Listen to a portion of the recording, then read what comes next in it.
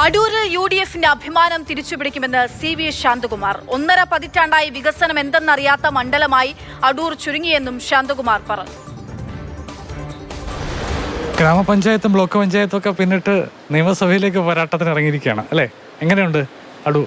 ഒരു നല്ല നിയമസഭാ മണ്ഡലമായിട്ടാണ് ഞാൻ അടൂരിനെ കാണുന്നത്. ഈ അടൂർ നിയമസഭാ മണ്ഡലത്തിൽ സമഗ്ര പുരോഗതിക്ക് വേണ്ടി പ്രവർത്തിക്കണമെന്നാണ് എൻ്റെ ആഗ്രഹം.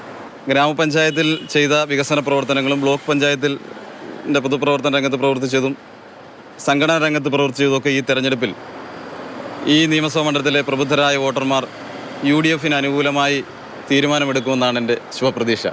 ഈ മണ്ഡലത്തിന് പുറത്തു നിന്നുള്ള ഒരാൾ എന്നുള്ളതൊരു പ്രശ്നമായി വരുമോ? ഒരിക്കലുമില്ല. മണ്ഡലത്തിന് പുറത്തു നിന്നുള്ള ആളല്ല ഞാൻ ഈ മണ്ഡലത്തിൽ ജനിച്ചു വളർന്ന ആളാണ്. ഈ മണ്ഡലത്തിൽ ജന്മപുണ്യമാകുന്ന തുമ്പമൺ ഗ്രാമപഞ്ചായത്തിലാണ് എൻ്റെ ജന്മം. ഞാൻ പഠിച്ചത് NSS കോളേജ് പന്തളത്താണ്. എൻ്റെ ഔദ്യോഗിക കൃത്യനിർവഹണവുമായി ബന്ധപ്പെട്ടുകൊണ്ട് ഗ്രാമപഞ്ചായത്ത് ബ്ലോക്ക് പഞ്ചായത്ത് അംഗമായിരിക്കുമ്പോൾ ഞാൻ സമീപിക്കാറുള്ള ഓഫീസുകളാണ് നമ്മുടെ Adoor RD office, Adoor DY office. ഞാനും അഭിഭാഷകനായി സേവനം ചെയ്തു വരുന്ന ഈ അവസരത്തിൽ ഞാൻ വിവിധ കോടതികൾ പ്രാക്ടീസ് ചെയ്തു വരുന്നുണ്ട്. അപ്പം ഞാൻ ഈ മണ്ഡലത്തിന് പുറത്തു നിന്നുള്ള ആളല്ല. ഒരു വോട്ടർമാരും എന്നോട് അങ്ങനെ ചോദിച്ചിട്ടുമില്ല. ഈ തിരുവഞ്ചൂരിന് ശേഷം പിന്നീട് സംവരണ മണ്ഡലമായതോടുകൂടി തുടർച്ചയായി ഇടതുപക്ഷം ജയിച്ചു വരികയാണ്. ഇപ്പോഴത്തെ ജനപ്രതിനിധി എന്നുള്ളത് ഡെപ്യൂട്ടി സ്പീക്കർ കൂടിയാണ്. എങ്ങനെ വിലയിരുത്തുന്നു മണ്ഡലത്തിലെ അദ്ദേഹത്തിൻ്റെ പ്രവർത്തനങ്ങളെ? ശ്രീ തിരുവഞ്ചൂർ രാധാകൃഷ്ണൻ MLA ആയിരുന്നപ്പോൾ ഇവിടെ നടപ്പിലാക്കിയ ഒട്ടനവധി വികസന പ്രവർത്തനങ്ങളല്ലാതെ എടുത്തു പറയുവാനെ കൊണ്ട് യാതൊരു വിധമായ വികസന പ്രവർത്തനങ്ങളും ഈ നിയമസഭാ മണ്ഡലത്തിൽ ഇല്ല എന്നുള്ളതാണ് സത്യാവസ്ഥ.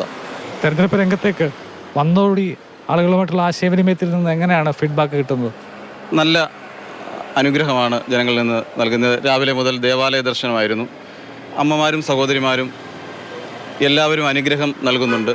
അരുവാപ്പലം ഗ്രാമപഞ്ചായത്ത് അംഗം കൂടിയാണ്. തുടർച്ചയായി 4ാം തവണയാണ് അദ്ദേഹം വിജയിച്ചു വരുന്നത്. മാത്രമല്ല കല്ലേലി അപ്പൂപ്പൻ കാവിൻ്റെ ഭരണസമിതിയുടെ അധ്യക്ഷനായി കൂടി അദ്ദേഹം പ്രവർത്തിച്ചു വരികയാണ്. CK Abhilal, Mathrubhumi news.